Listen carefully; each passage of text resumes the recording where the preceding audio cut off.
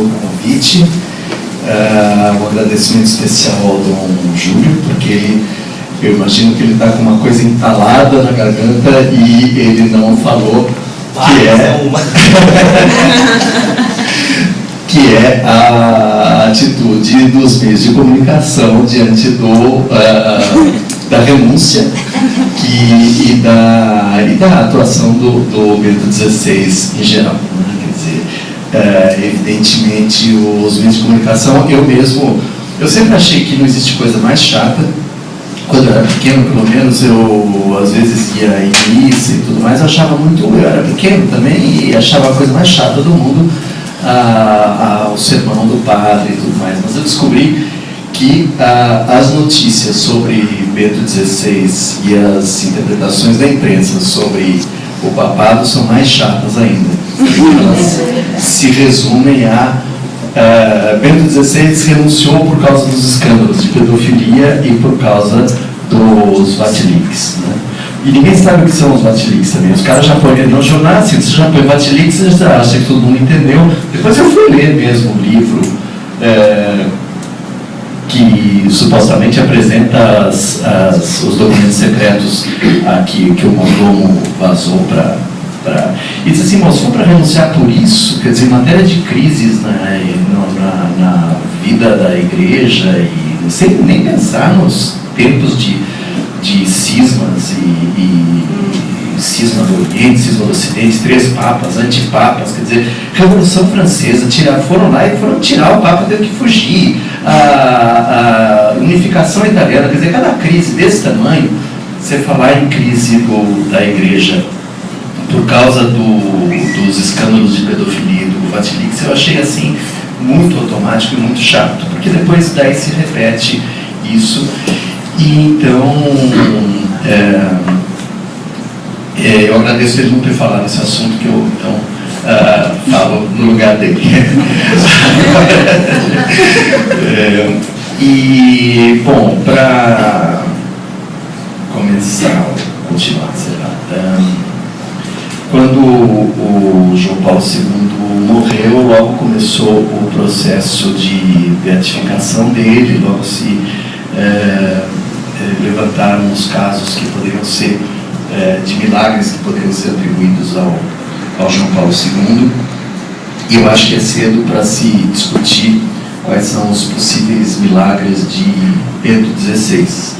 Mas eu citaria 2 e invocaria aqui o testemunho. Quer dizer, o primeiro se possível, uma revista como a Cult fazer um dossiê interessante sobre o pensamento de um Papa, porque o pensamento sempre teve pensamento de Papa, mas em geral não era uma coisa que, digamos, pudesse atingir pelo menos o tipo de público que é o da Cult, que está pensando em Nietzsche, em Foucault, em Deleuze ou em Sartre, e não exatamente em Ratzinger ou em Leão XIII ou algum outro católico. Então já achei milagroso isso, e acho que esse milagre foi recompensado pela renúncia do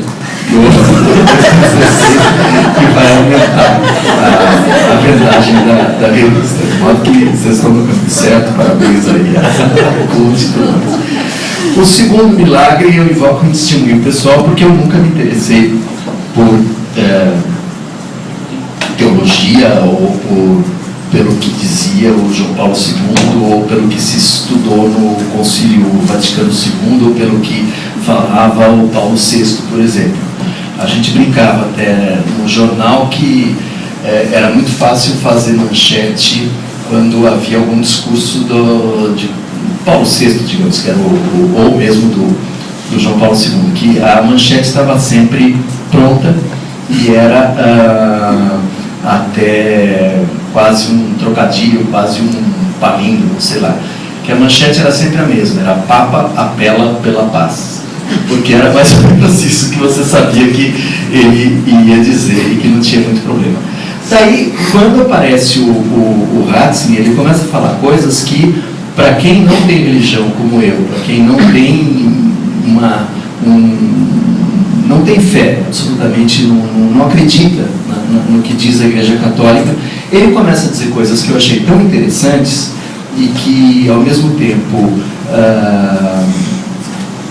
fogem do estereótipo que se tem dele e da Igreja Católica, como pedofilia, vatilix, anti-gay, camisinha, esse tipo de coisa. Ele começou eu comecei a ver, e isso eu tenho que agradecer aqui ao Francisco Borba, que eu conheço de longa data e que tem me esclarecido muito em conversas particulares sobre a complexidade, a riqueza e o quanto pode ser interessante e vivo o pensamento de um Papa, especialmente do Ratzinger. Então, foram coisas que começaram a me chamar a atenção e esse é o segundo milagre, quer dizer, eu comecei a ficar interessado. Algumas coisas que eu cito, que eu dou como exemplo justamente dessa capacidade que eu acho que o Bento XVI teve de dizer coisas interessantes para quem não tem a fé católica, né? Uma coisa foi que eu coloquei até num artigo que eu escrevi para a Folha, que são pensamentos dele, um pensamento num discurso que ele fez na Alemanha, se não me engano, comentando um trecho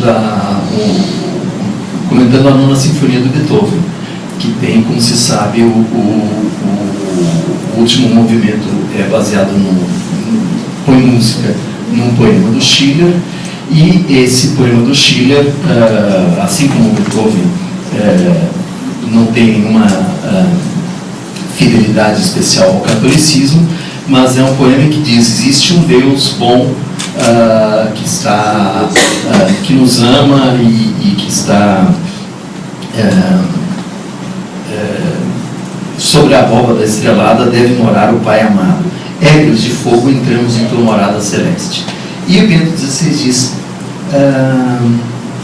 a hipótese de que por cima do céu estrelado deve habitar um Pai bom nos parece indiscutível. O Pai bom está sozinho acima do céu estrelado. A sua bondade não chega até nós aqui embaixo. Procuramos um Deus que não domina a distância, mas que entra na nossa vida e no nosso sofrimento. Não temos necessidade de um discurso irreal de um Deus distante e que esteja fazendo bondades que a gente não consegue ver e não consegue acreditar. Puxa, um Papa dizer isso assim, puxa, mas eu concordo com ele. Eu não consigo acreditar nesse Deus bom. E ele diz assim: vamos pensar mais no sofrimento de quem está próximo do que ficar exultando e ébrios de felicidade diante de um Deus que é bom, que está cuidando de nós em tudo. Onde está Deus? Poxa, quando um Papa pergunta isso, eu acho que ele está tendo uma ressonância não para os católicos, mas para todo ser humano, que é uma coisa que eu acho notável mesmo e muito estimulante, me leva a querer pensar mais nele, sobre ele, né? Daí eu lendo os textos dessa edição da revista Cult, cito também um outro momento em que o Papa também diz coisas que não são baseadas em alguma passagem da Bíblia, não são baseadas em algum trecho da doutrina, mas são coisas que nascem da observação do real, nascem da observação do sentimento, e de um sentimento que pode ser compartilhado por muito mais gente do que as pessoas que já estão comprometidas com a fé católica. Ele diz aqui, e é um trecho que é citado no artigo do professor McDowell, João McDowell, o Bento XVI se dirige aos jovens no discurso de 2005, e ele diz assim: não é verdade que a juventude pense sobretudo no consumo e no prazer. Não é verdade que seja materialista e egoísta. É verdade o contrário. Os jovens querem coisas grandes, querem que se detenha a injustiça, querem que se superem as desigualdades e que todos participem dos bens da terra. Querem que os oprimidos obtenham a liberdade. Os jovens querem coisas grandes, os jovens querem coisas boas. Diante de frases como essa, que são frases de um homem de fé, mas não de fé no Evangelho, mas uma pessoa que tem fé nos homens, e que tem fé nessa juventude, e que fogem tanto daquele clichê que a gente ouve a todo momento, que vem até de parte da esquerda, ou vem da parte da crítica cultural, quer dizer, só existe consumismo, o jovem de hoje está desinteressado. Ele diz, não é verdade. E a gente pode pensar, puxa, os jovens querem coisas boas, e nós todos queremos coisas boas.